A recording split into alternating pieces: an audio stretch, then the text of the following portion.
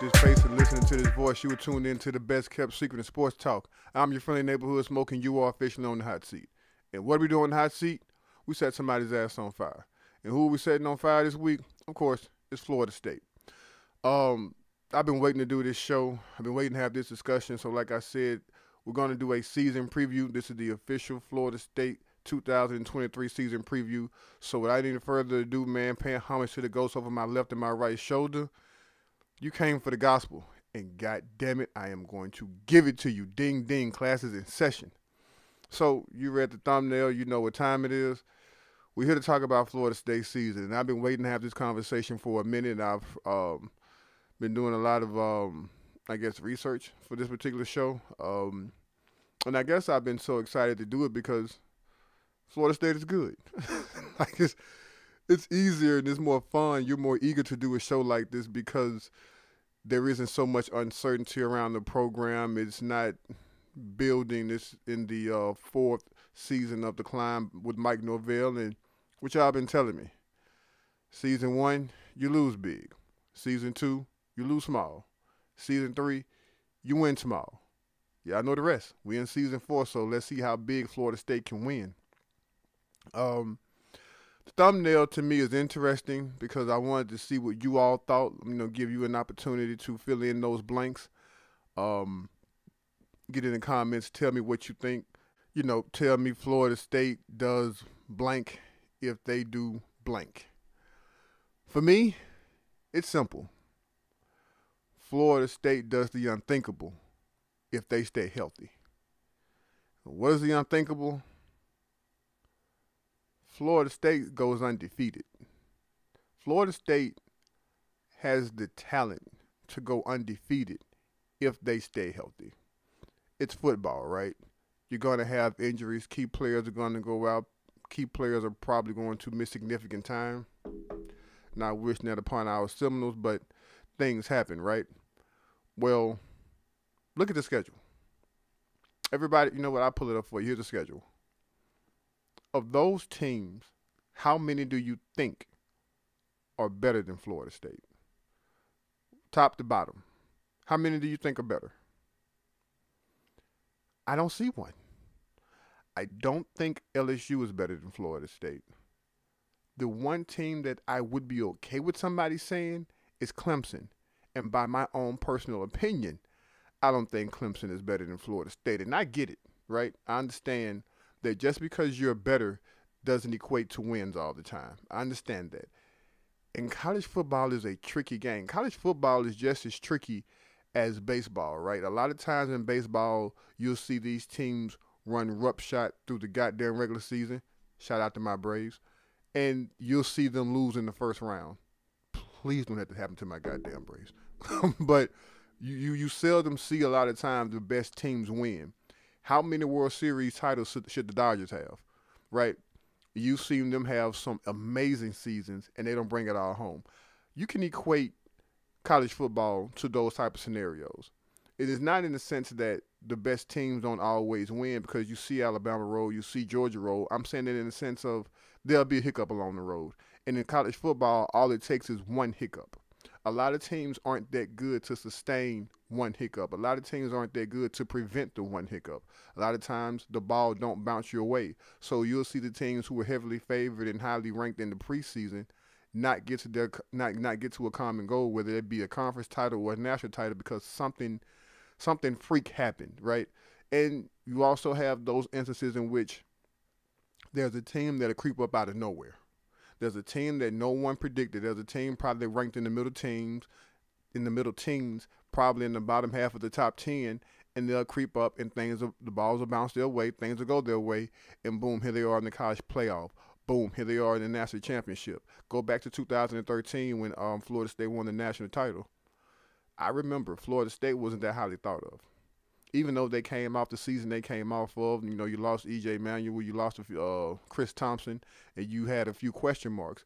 But we knew internally, Florida State, the fan base, the Florida State community, we knew that team was going to be really, really good. And nobody else outside of Florida State knew that. Fast forward to 2023. I think somewhat the cat is out of the bag. You see some people picking Florida State to go to the college football playoffs, but the popular guys, the pundits, the guys who are quote unquote experts, they don't necessarily believe in Florida State. And this goes to show how many people actually pay attention to college football, how many people are actually ingrained and entrenched in the sport of college football. Because the schedule sets Florida State up very, very nicely. You can't pinpoint that there's a pocket in that schedule that bothers me. And if I would say Florida State's going to have a loss, that back-to-back road game, those back-to-back road games with Wake Forest and Pitt, those games bother me a bit. If I were going to pencil in one loss, it would probably be to Pitt. Wouldn't be to Clemson, wouldn't be to LSU. Because I think one thing about those two games is Florida State, they have a bit of chip on their shoulder. They want to show the entire world that we are for real. They want to show the entire world that you guys fucked up by not paying attention to us. They're going to go into Orlando. See y'all there. They're going to go into Orlando with the chip on their shoulder, right? Here you guys are. Vegas has LSU picked to win this game after we beat them. I don't want to say handedly, but Florida State should have had a double-digit victory. They beat them handily in LSU's backyard, and that team that beat LSU is better this year than they were last year. LSU is better, but they still lost last season, right? You have them picked to win. Fine, we're going to show you who's the better team. Clemson has been beating the dog shit out of Florida State. I wouldn't say the dog. I still remember that goddamn game where they made Florida State quit. That was nasty. In Tallahassee, no less, right? But you look at how much the gap has been closed. You look at how much Mike Norvell has closed the gap on Clemson. The last two times Florida State has played Clemson, if the ball bounced here, if the ball bounced there, we're talking about a different outcome. I expect this season, with Florida State being more well-armed than they were the previous two times they played Clemson, to go in Death Valley, and I expect them to beat Clemson.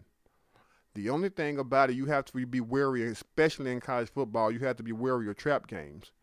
If there's a pocket for a trap game, it's not the two rivalry games, it's not the Miami game, it's not the Florida game, it's that goddamn game in Pittsburgh. It's that goddamn game against Wake Forest that bothered me. But again, like I said, the one thing that you can't do to me is pinpoint who's better than Florida State. Pittsburgh and Wake Forest are not better than Florida State, so you do have that in your back pocket.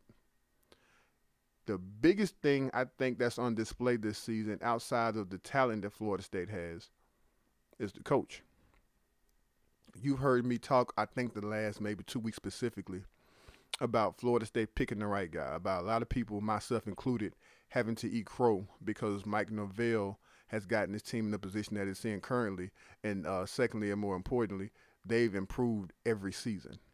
Well, to improve this season would be to finish with 11 wins. That means you only lost one game. Well, in the regular season. So, I mean, that would be the bare minimum of improvement, right? 10, 11. So, he's exceeded expectations this season. Even when you talk about the season before, I know we don't want to, but he started 0-4 and he finished 5-7. Not losing that football team, getting them to continue to play harder things that I've discussed before, to me, that was impressive. To be able to rebound from bad recruiting classes, the whiffs he had, things of that nature, and to keep working, to keep climbing, he finished that season respectably, right? He went into the next season with very little momentum, and he churned out a winner, right? So this season, why would I expect anything different? I'll tell you why. And I'm not saying I expect different. I'm just saying there is a pause for concern. And the pause for concern is this. Mike Norvell in his pro career has never seen expectations like this. So we don't know how he's going to respond to them. Mike Norvell did head-scratching shit last season. And I'm not one to let anybody off the hook just because I think they're doing well. In the 3 losses Florida State had, I wasn't buying them. I wasn't buying them because even though there may have been some injuries here and there, even though I think that those teams probably took the game from Florida State at some point, Florida State in all 3 of those games still had enough to win. They still had enough to win against Clemson. I think that they talk about that 8-minute pocket. I hate talking about that because you look at the fumble, right? Look at the plays that preceded the fumble. You look at the chain of events that led Florida State down a fucking hole that they couldn't dig themselves out of. It had a lot to do with, and I don't want to say experience, but more so of that team being more seasoned, that team probably being better in a few places. I don't see that happening this season. You look at the NC State game. Once Leary went down, that game should have been Florida State's, period. But inexplicably, somehow or another, NC State still won that fucking game. Florida State couldn't get off the goddamn field. The defense couldn't get off the field against Wake Forest. You heard me earlier talking about the ball bouncing your way. The ball bounced Wake Forest way over and over and over in that game. Things that would happen, I just couldn't. They were head scratching. Like, you had cornerbacks in position to make plays, and hell, Wake Forest playmakers just made better plays, right? The ball bounced their way. I think this season you have mistake erasers. You have a Johnny Wilson who has progressed, who's gotten better. You look at the times in which he had drops; they were drive killers, right? You've heard him be more consistent catching the football. You've heard him doing some otherworldly things in practice. You look on the other side of him, you got Keon Coleman, another mistake eraser in the sense of he's a guy who's going to go up and get it, and he has a large catch radius. He's a mistake eraser. You look at the Swiss Army knife of a tight end that you got in Jaheim Bell, a guy who I was incredibly excited to get when the transfer portal opened, and there were a few guys in there. He was the guy I keyed in on. But the guy that I was most excited to get, let me say this. I was more excited to get Jaheim Bell. The guy who I thought was the most important was Jeremiah Byers. Jordan Travis is going to be better this year. And it's not because anything I think he's done in the offseason. I think he's going to be better because the pieces around him are better. If anybody's a fan of this show, you've heard me say over and over again, I believe you build the team from the inside out, meaning you start in the trenches. If you can't block them, you can't beat them. Florida State should be able to block them very well. If you give that point guard of a quarterback time with that fleet of receivers, those monsters on the ends as far as tight ends, if you give him time, Florida State is going to kick your ass. I don't know as a defensive coordinator what you could key in on to stop Florida State. The number one thing you would probably want to do is apply pressure. How? How the offensive line is going to be better? Where is this pressure going to come from? Because we have running backs who can put pressure on your second level, and we have wide receivers who can destroy your DBs in one-on-one situations. I don't know how I asked you all this last time. How many really good defensive coordinators do you think are in college football? That was the first question. Second question was, how many good defenses do you know to be in college football? That was the second question. The third question was, how many times are Florida State going to play those DCs and those teams? So if the answer is whatever, and the first two answers are whatever, right? The first two answers to the first two questions can be whatever. I don't give a damn if it's 100. From what I saw on that schedule, is 0. The third answer is 0. I don't see Florida State playing an elite defense, and I don't see them playing an elite defensive coordinator. The closest you're going to come is LSU, and they have a game record in Hal Perkins. Let me tell y'all something. Hal Perkins is one person. If Florida State allows Harold Perkins to wreck their game plan and make them, because of course you want to strategize around him. I don't want to be disrespectful to the kid. He's probably the best defensive player in the country. But in the same breath, I want to be clear about this. He only plays one position.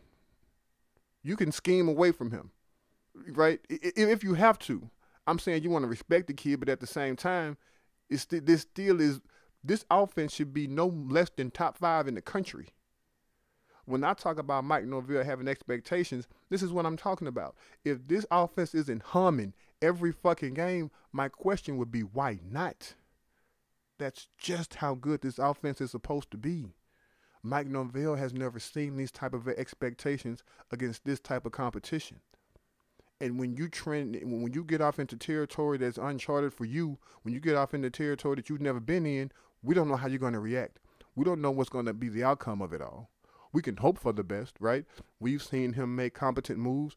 We've seen him make things. We've seen him do things that make us applaud, right? He's great. He is awesome at scheming up things. He is awesome at setting up the table to make a big play. He had the most explosive offense in college football last season. My question is, when the explosive play isn't there, how does this team react? I think that personnel-wise, this team is better suited to do the thing that they couldn't do last season, this season. There are things like, it's not a secret, the well-conversed goal line issues Florida State have. You have so the offensive line is better, right? The only thing they probably don't have is continuity, but at the same time, they are better. And Alex Atkins, and Alex Atkins, we trust. So them not having continuity doesn't really bother me. I think the only thing that probably bothers me about the schedule is there wasn't a week 0 game, right? There wasn't a game in which you can work up the ladder, get the pads on, and knock the piss out of another team like they did last season. I think that game helped Florida State last season. I think when they played LSU last season, they had a game prior to, so if there were any question marks, they could iron out those kinks in the week prior, right? We don't have one of those games this season, so let's just go out there, put a hat on head, and see what the fuck happens. But back to Mike Norvell. How much has Mike Norvell grown? Like I said, in those last 3 games last season that Florida State lost, you're right, there were some injuries, but I'll die on this hill. Florida State had enough to win, and they didn't. How much has Mike Norvell grown from this? How much has Florida State grown from this? As I said before, I do expect the most important piece of the team to be better, which is the quarterback, because what's around him is better. He has very, very good pieces around him, so there should be no reason why, again, this is not a top 3 offense in the country. You talk about question marks. When you look at a team and you look at a team that has championship aspirations, and I do think, and I know for a fact Florida State has ACC championship aspirations, I've been saying this shit for weeks now. It's time to be Clemson. Well, you look at Clemson, you look at any other team that wants to contend for a championship, whether it be national title or conference. How many question marks do they have? The only question mark I think Florida State has is special teams. Fitz has never really been one to set the world on fire. We have question marks at kick returner, and even though kick returners aren't used as frequently as they were back in the day, you still have question marks. We have question marks at punt returner, and we probably know the names who are going to fill those holes. I'm telling you, pause. We do know the names of the people or the players who are going to have those, who are going to man those positions, but we don't necessarily know how they're going to. The one thing about having Michael Pittman back there was you could trust him. You knew he was going to get you some positive yards. You knew he wasn't going to drop the ball. LSU can attest to having a punt returner back there for the first time on the big stage, fielding punts. That really changed the game for him. That punt returner, his name escapes me, I'm sorry, but if he fields those punts properly, who knows what the outcome would be, right? I think we all have a good bit of faith in Keon Coleman. We've just never seen him do it. Kick returner. We don't know how these guys are going to react, right? I think there are a few names that we are excited to see back there. I would much rather see Destin Hill field some punts and some kick returns versus anyone else. I think he has big play. Well, I think we know for certain he has big playability. You look at the guys that we've had in practice, the guys who are on the depth chart. We're comfortable with those guys in the sense of we like them as players. We've never seen them do what they are being taxed to do this season. That said, that's a question mark. We should hope, we should pray that Florida State wins every game by 20 points, because I don't want to be put in a situation to where we need Fitzgerald to win the game. I do think he's going to be better this season than last season, because at the top of last season, they changed his kicking style. Once they went back to the original, he became more consistent. Once they went back to doing what he was doing the year before, I don't want to say he was fine, but he had more leg, he was more accurate. So being that they kind of corrected one of his issues last season, I expect him to be more consistent this season, but it's still a question mark. I believe um, special teams plays a big role in the success of a football team. I'm the kind of person who believes in flipping the field. So fielding punts and being able to get positive yards and things of that nature, to me, that can change the tide of a football game. Football is and has always been a game of inches. Well, pause. You need to be able to say, you know what, I got a kick returner back there who is he's not gonna get negative yards. He's not gonna get any type of muffed punt.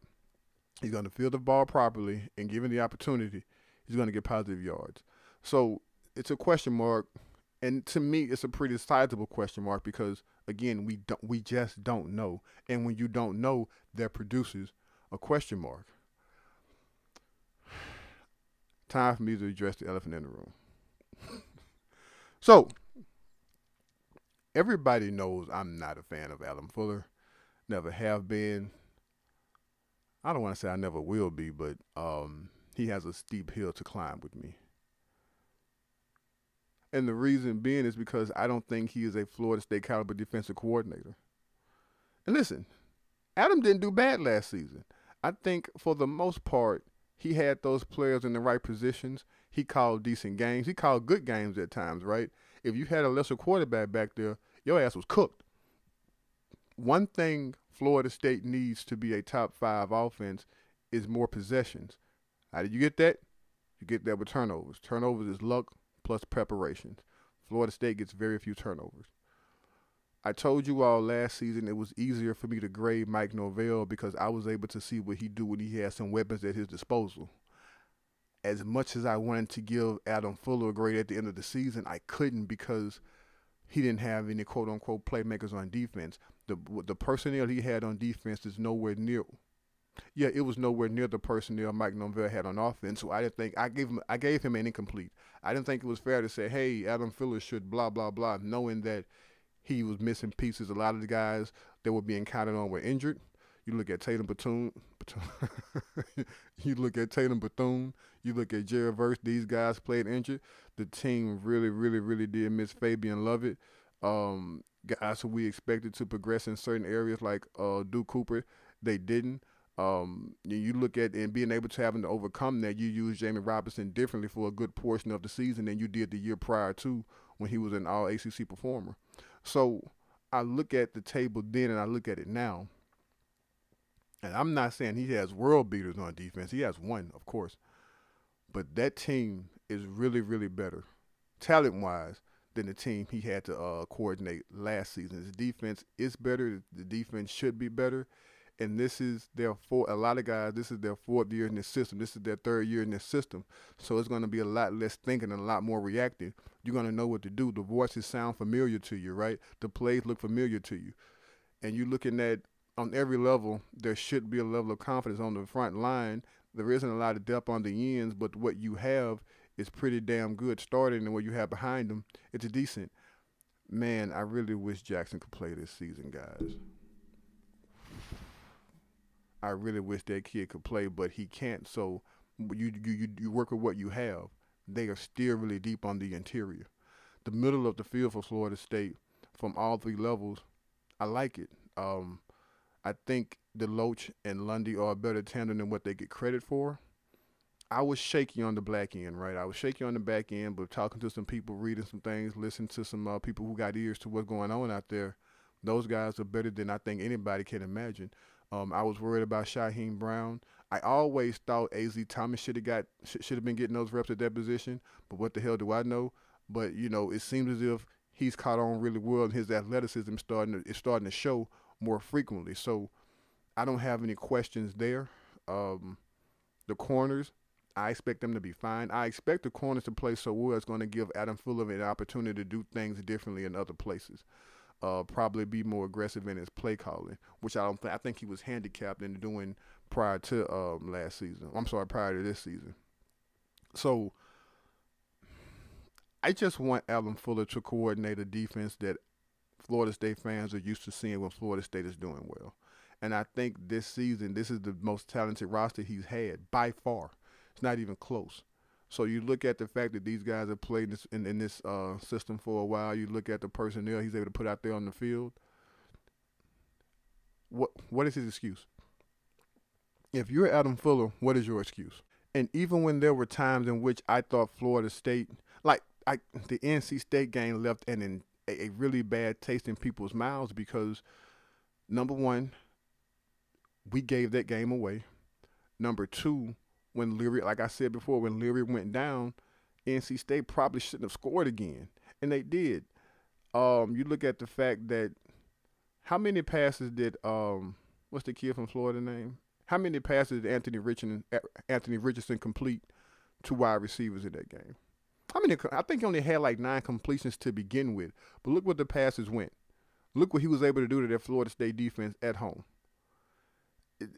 Look what Oklahoma was able to do with a makeshift offensive line. There have been times, there were pockets last season in which you just left your head scratching about why is this defense giving up these big plays? Why is this defense getting gashed? Why is the defense not in the proper positions? And a lot of that falls on the coordinator. There were times in which we played teams, and I'll give Oklahoma, for example. I didn't expect that game to be closer than it was. It shouldn't have been. The amount of points Oklahoma scored. Shouldn't have scored them. I've said this before. The 4 or 5 times Florida State played quarterbacks in which those quarterbacks were deemed to be at least good or decent, those quarterbacks looked better than what they probably were.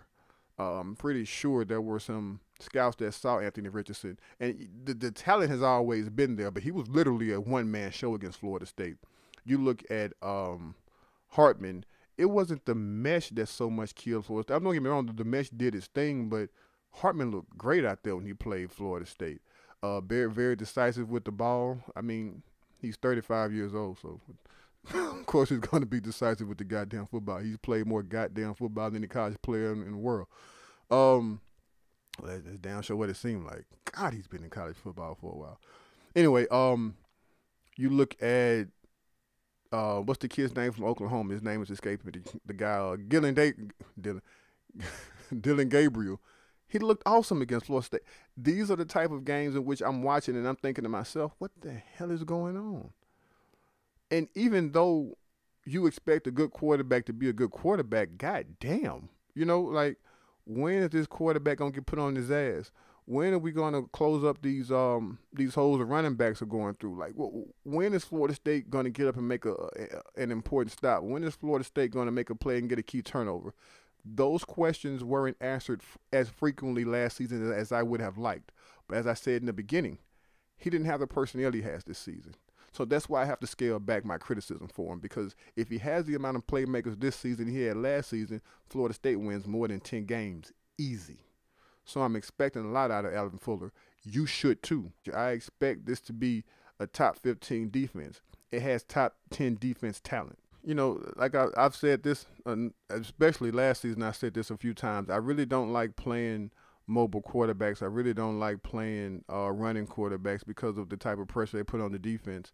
And I don't think Adam Fuller does well against those types of quarterbacks. I look at the game in which they played LSU last season.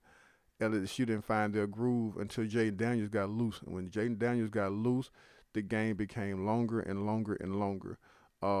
Anthony Richardson, who I wouldn't deem him as a running quarterback, but he's definitely mobile. He's definitely mobile enough to make some things happen. And he did a few times against Florida State. But that's what those types of quarterbacks do. That's the type of pressure they put on the defense. But, guys, I don't give a shit. I really don't care. Florida State has a certain level of expectation that they need to achieve this season. They need to exceed, in my opinion. Like I said, if Florida State stays healthy, they can do the unthinkable. The unthinkable is an undefeated season. At the very least, an undefeated regular season.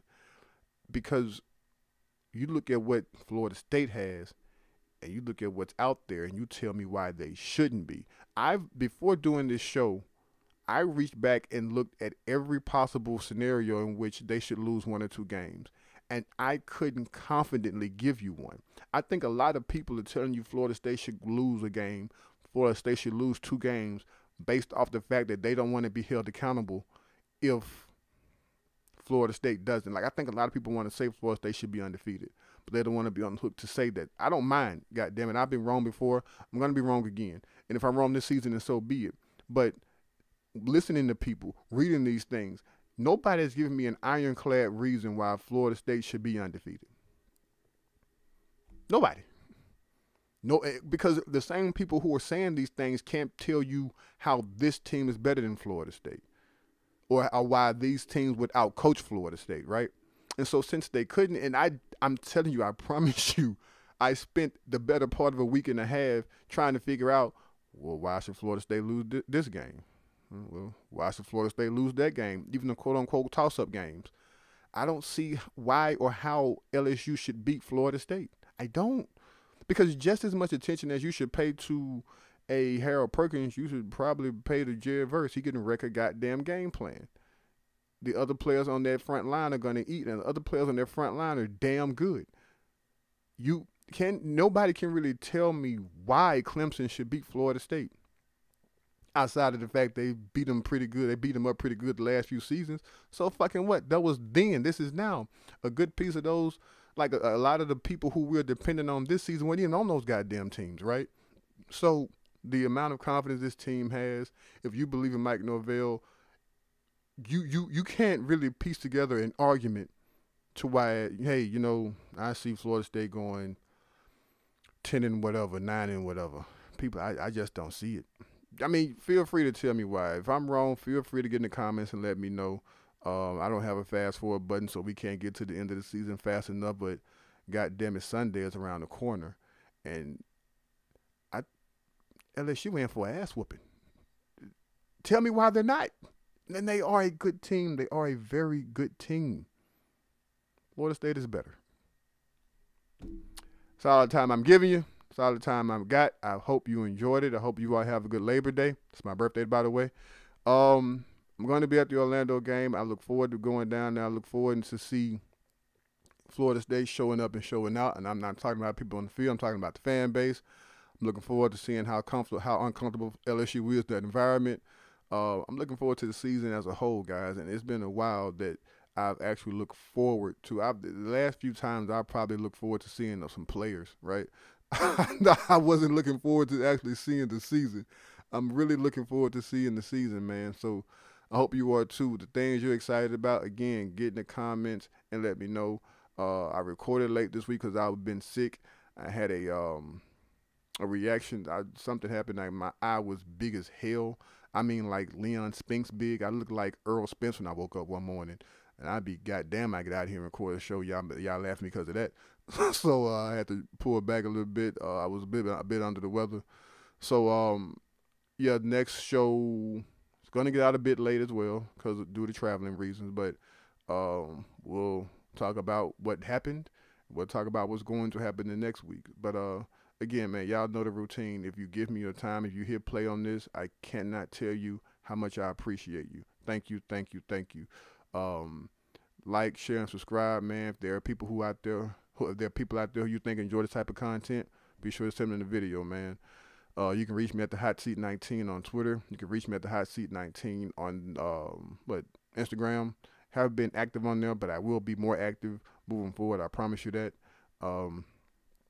Y'all be good. Y'all stay safe. You are officially off the Hot Seat. Y'all be good.